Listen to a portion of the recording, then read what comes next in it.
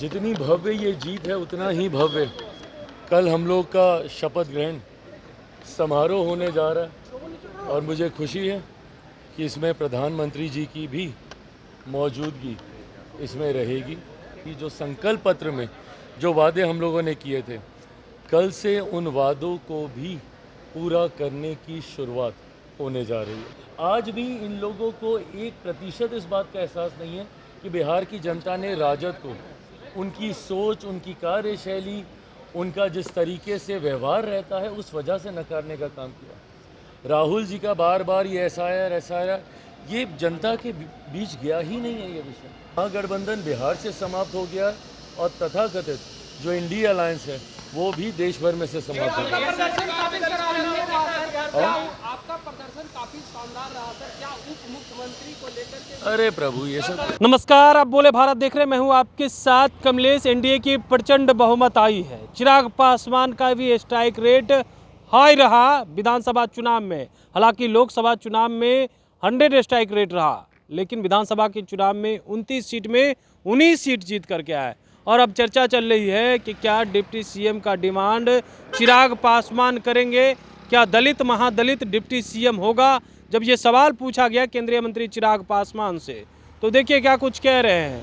वहीं तेजस्वी यादव और राहुल गांधी पर भी हमला करते हुए नजर आ रहे हैं। क्या कुछ कह रहे चिराग पासवान, सुनिए इस वीडियो में। ऐतिहासिक जीत जिस तरीके से एनडीए की हुई है और जिस तरीके से बिहार की जनता ने पूर्ण विश्वास एनडीए के ऊपर जताने का काम किया है, ऐसे में जितनी भव्य ये जीत है उतना ही भव्य कल हम लोग का शपथ ग्रहण समारोह होने जा रहा है और मुझे खुशी है कि इसमें प्रधानमंत्री जी की भी मौजूदगी इसमें रहेगी।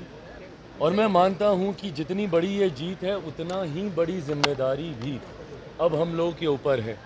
जो बातें हम लोगों ने चुनाव प्रचार के दौरान कही थी, जो संकल्प पत्र में जो वादे हम लोगों ने किए थे, कल से उन वादों को भी पूरा करने की शुरुआत होने जा रही है। सर, वोट चोरी का आरोप लगातार लगा रहे हैं महागठबंधन के लोग। ये बात कर करके इन्होंने बिहार में अपने आप को ख़त्म कर दिया। अब बंगाल में भी ख़त्म करेंगे, असम में भी अपने आप को ख़त्म करेंगे, तमिलनाडु में भी अपने आप को ख़त्म करेंगे।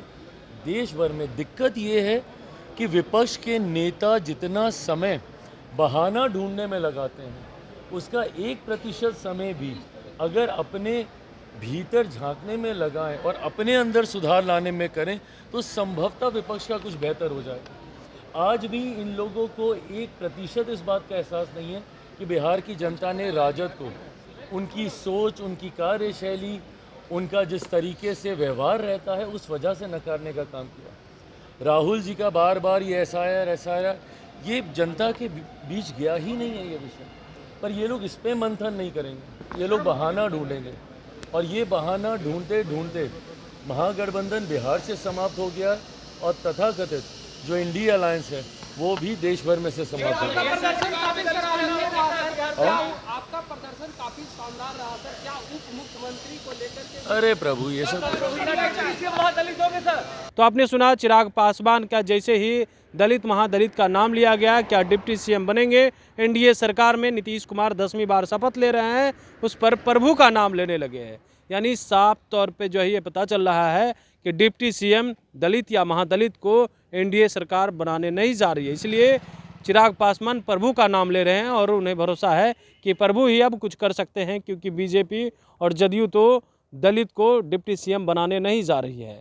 लेकिन तेजस्वी यादव और राहुल गांधी पर खूब बरस रहे हैं। वहीं तमाम एनडीए के नेता सीएम नीतीश कुमार के शपथ ग्रहण समारोह में आएंगे। मोदी के साथ केंद्रीय मंत्री भी पहुंचेंगे। बने रहिए बोले बात साथ, बहुत बहुत धन्यवाद।